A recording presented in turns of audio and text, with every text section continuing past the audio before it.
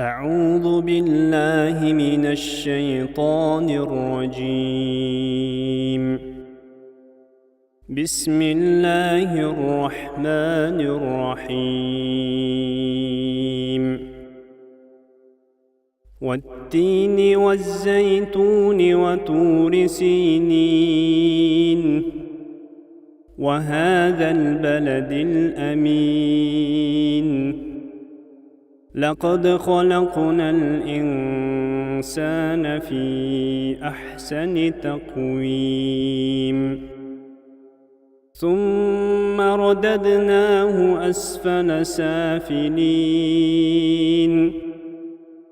إلا الذين آمنوا وعملوا الصالحات فلهم أجر غير ممنون.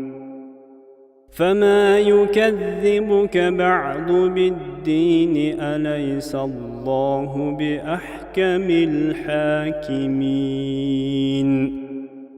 صدق الله العظيم.